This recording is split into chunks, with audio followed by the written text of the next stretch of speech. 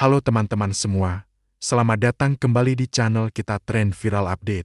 Hari ini kita akan membahas topik yang lagi super panas, apalagi kalau bukan soal emas. Pernah lihat nggak sih, antrean panjang di toko emas, orang berdesak-desakan, seolah-olah lagi ada bagi-bagi sembako. Nah, fenomena ini lagi marak banget belakangan ini. Pertanyaannya, ada apa sih sebenarnya? Kenapa orang-orang pada heboh borong emas? Yuk, kita kupas tuntas bareng-bareng. Pertama, mari kita cek dulu harga emas hari ini. Seperti yang bisa kita lihat, angkanya memang lagi menanjak tajam. Harga emas global dan juga harga emas batangan di dalam negeri terus mencetak rekor baru.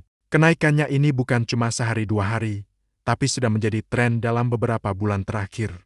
Tentu saja, kenaikan harga yang signifikan ini bikin banyak orang jadi bertanya-tanya, sekaligus juga jadi tergiur. Nah, inilah yang memicu pemandangan luar biasa yang kita lihat di banyak tempat. Orang-orang rela antre berjam-jam, dari pagi sampai sore, cuma buat bisa beli emas.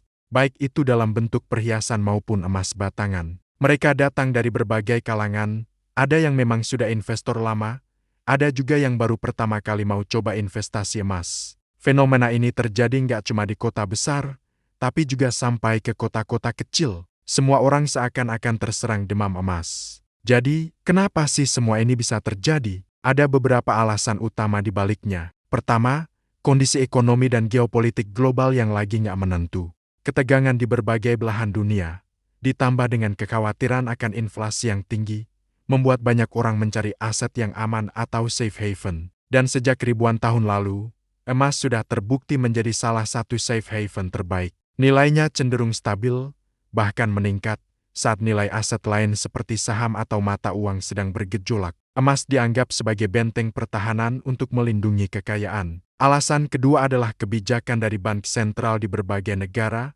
termasuk The Fed di Amerika Serikat. Ada sinyal-sinyal bahwa suku bunga akan segera diturunkan. Kalau suku bunga turun, biasanya orang akan kurang tertarik menyimpan uangnya di bank atau instrumen berpendapatan tetap. Mereka akan mencari alternatif investasi lain yang lebih menguntungkan, dan emas menjadi salah satu pilihan utamanya. Jadi, antisipasi penurunan suku bunga ini mendorong permintaan emas jadi semakin tinggi. Ketiga, jangan lupakan juga peran bank-bank sentral di seluruh dunia. Belakangan ini, banyak bank sentral, terutama dari negara-negara berkembang, yang secara masif memborong emas. Mereka melakukan ini untuk diversifikasi cadangan devisa mereka, mengurangi ketergantungan pada dolar Amerika. Ketika pemain besar seperti bank sentral ikut masuk ke pasar, tentu saja ini akan mendorong harga emas naik lebih tinggi lagi. Dan terakhir, ada faktor psikologis. Ketika media terus-menerus memberitakan kenaikan harga emas, ini menciptakan apa yang disebut FOMO atau Fear of Missing Out. Orang-orang jadi takut ketinggalan kereta. Mereka lihat tetangganya untung dari emas, temannya pamer beli emas. Akhirnya mereka pun ikut-ikutan beli karena nggak mau menyesal nanti. Efek ikut-ikutan ini jadi bola salju yang membuat permintaan emas semakin meledak. Nah, pertanyaan selanjutnya yang pasti muncul di benak kita semua. Sampai kapan fenomena ini akan berlangsung? Kapan harga emas akan berhenti naik dan kembali normal? Ini pertanyaan yang sulit dijawab dengan pasti, bahkan oleh para ahli sekalipun. Namun, kita bisa melihat beberapa faktor kunci yang akan memengaruhinya. Selama ketidakpastian global masih tinggi, dan kekhawatiran akan inflasi masih ada, permintaan terhadap emas sebagai safe haven kemungkinan akan tetap kuat. Selain itu, arah kebijakan suku bunga The Fed akan menjadi penentu utama. Jika The Fed benar-benar memangkas suku bunga tahun ini bisa menjadi bahan bakar baru bagi kenaikan harga emas. Namun, jika ternyata data ekonomi membaik secara signifikan dan The Fed menunda penurunan suku bunga, ini bisa memberikan tekanan pada harga emas. Pergerakan bank-bank sentral juga perlu kita pantau. Apakah mereka akan terus melanjutkan aksi borong emasnya atau mulai mengurangi pembelian? Intinya, pasar emas saat ini dipengaruhi oleh banyak sekali variabel yang kompleks. Ada yang bilang kenaikan ini masih akan berlanjut.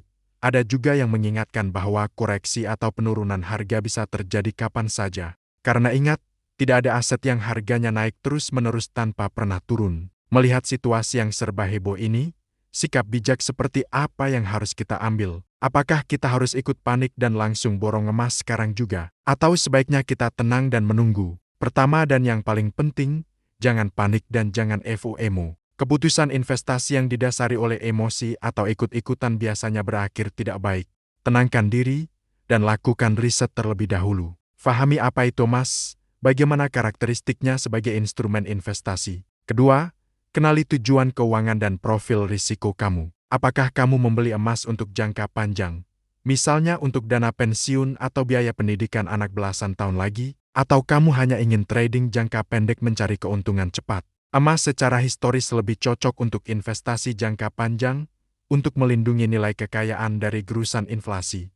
Kalau kamu berharap bisa kaya mendadak dari emas dalam waktu seminggu, mungkin itu bukan pendekatan yang tepat. Ketiga, jika kamu sudah yakin ingin berinvestasi emas, pertimbangkan untuk menggunakan strategi dollar cost averaging atau DCA. Artinya, kamu membeli emas secara rutin dan berkala dengan jumlah uang yang sama, misalnya setiap bulan. Dengan cara ini, kamu tidak perlu pusing menebak kapan harga tertinggi atau terendah.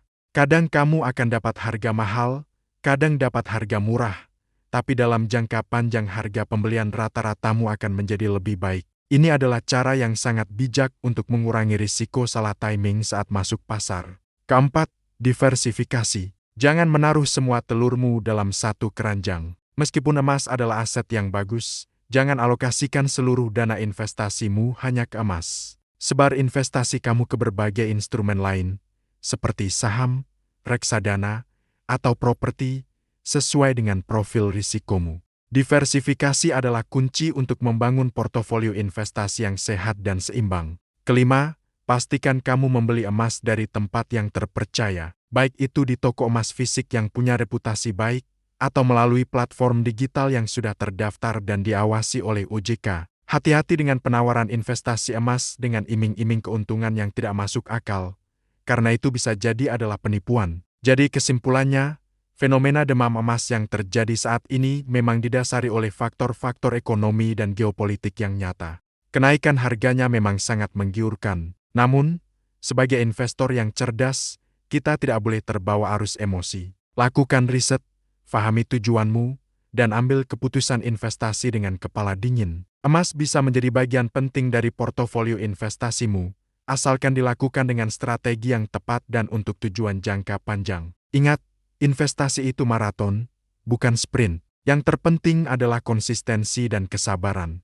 Jangan sampai euforia sesaat malah membuat kita mengambil keputusan yang akan kita sesali di kemudian hari. Oke, teman-teman, sekian dulu pembahasan kita kali ini tentang fenomena heboh borong emas. Semoga bisa memberikan pencerahan dan membantu kalian dalam mengambil keputusan. Apa pendapat kalian tentang situasi ini? Apakah kalian termasuk tim yang ikut antre beli emas, atau tim yang santai mengamati dari pinggir? Tuliskan pendapat kalian di kolom komentar ya, kita diskusi bareng di sana. Terima kasih sudah menonton video ini sampai akhir. Jika kalian merasa video ini bermanfaat, jangan lupa untuk tekan tombol like, bagikan ke teman-teman kalian, dan yang paling penting, subscribe channel ini agar tidak ketinggalan konten-konten menarik seputar keuangan dan investasi lainnya. Sampai jumpa di video berikutnya. Tetap bijak, tetap tenang, dan selamat berinvestasi.